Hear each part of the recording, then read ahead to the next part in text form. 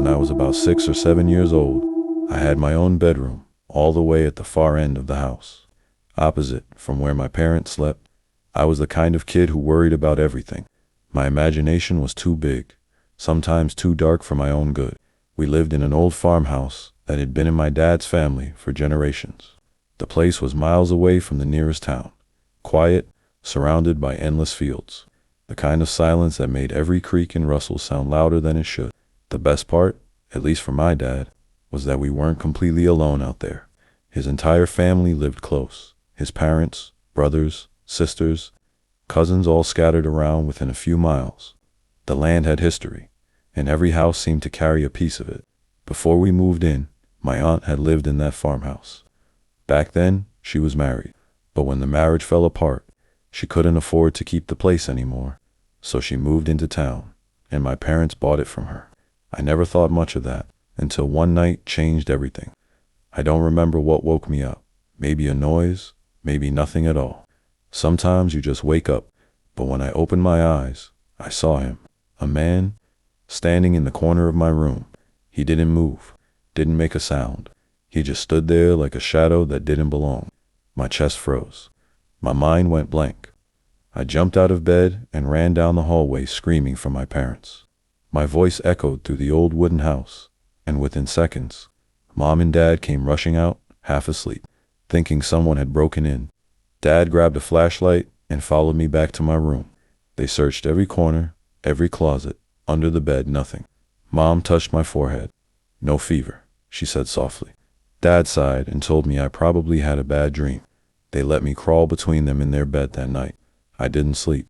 I just lay there, staring at the dark, praying morning would come. The next night, it happened again.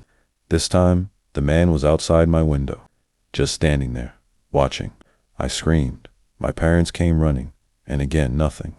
Night after night, for nearly 2 weeks, I saw him. Sometimes inside the room, sometimes outside the window. My parents grew tired, frustrated. They said it was the same nightmare, playing over and over in my mind. But then, one night was different. I woke up and he wasn't by the window. He wasn't in the corner. He was standing right next to my bed, so close I could hear him breathe. He was between me and the door, blocking the only way out. My body refused to move. My throat wouldn't let me scream. I just lay there, frozen, staring up at him. For what felt like forever, he didn't move. Then, slowly, he turned and walked out of my room, not fading away, not vanishing, walking just like a real person. When he was gone, I finally gathered enough courage to leap out of bed and sprint to my parents' room. I shook my dad awake, crying and gasping for words. He was exhausted. Both of them were. 2 weeks of sleepless nights had worn them down, but he still came with me, just to prove everything was fine. "There's no one in your room, honey," he said softly.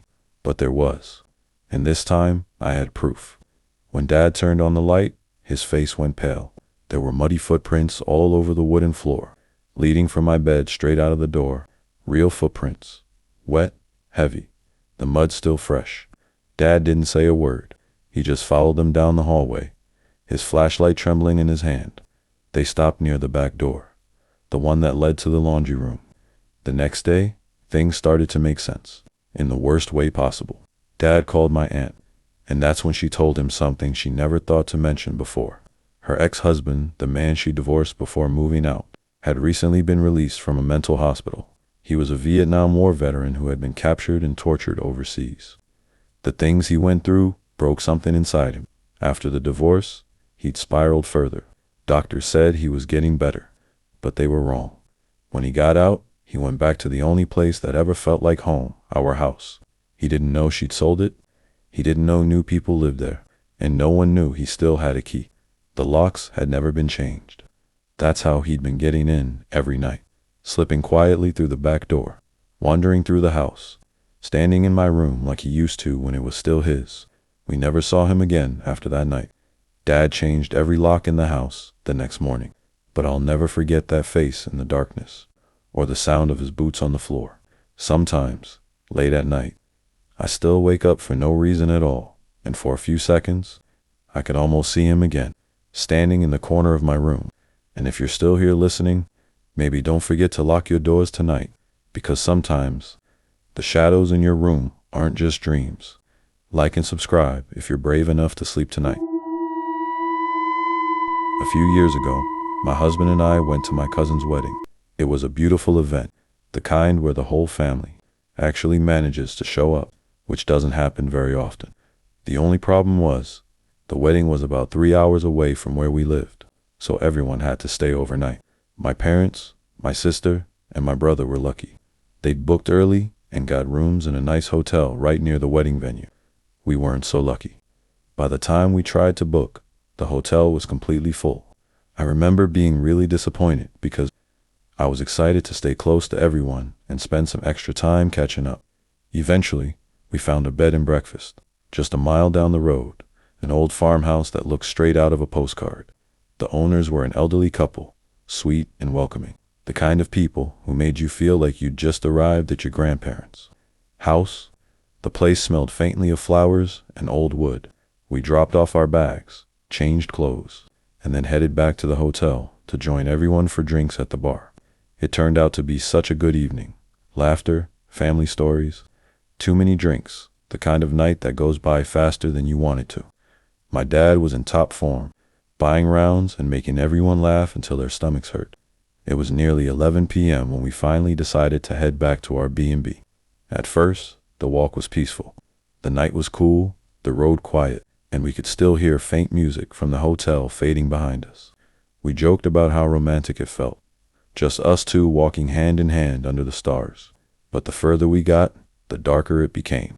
The road narrowed into a lonely, country lane with tall hedges, towering over both sides, thick, wild, and easily 8 feet high.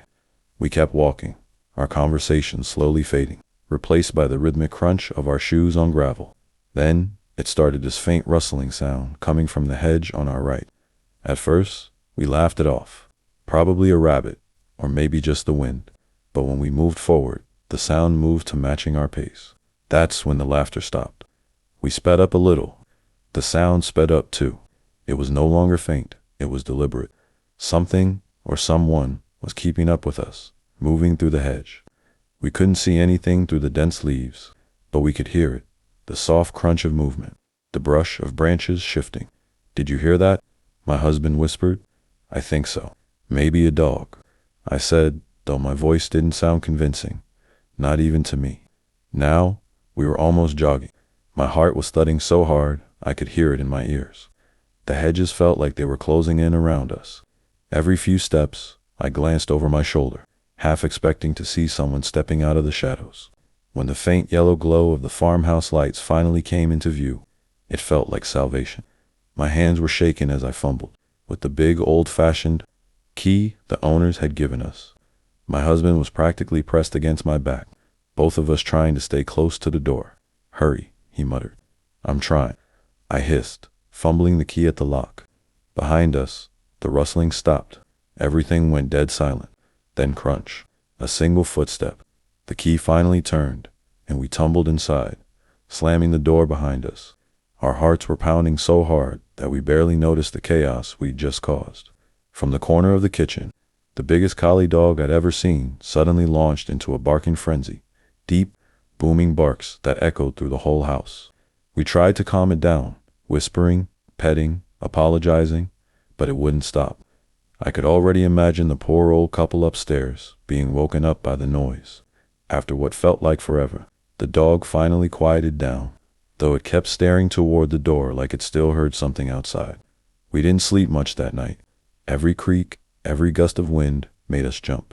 The next morning, we laughed it off over breakfast, pretending it was nothing, just our imagination, or maybe a fox or a cow rustling through the hedges. That's the story we told everyone at the wedding too, but deep down, neither of us ever truly believed it. Because the sound that followed us that night, it wasn't random. It was in sync. It was watching. And to this day, whenever I walk down a quiet country road at night, I can still hear that faint rustle moving when I move.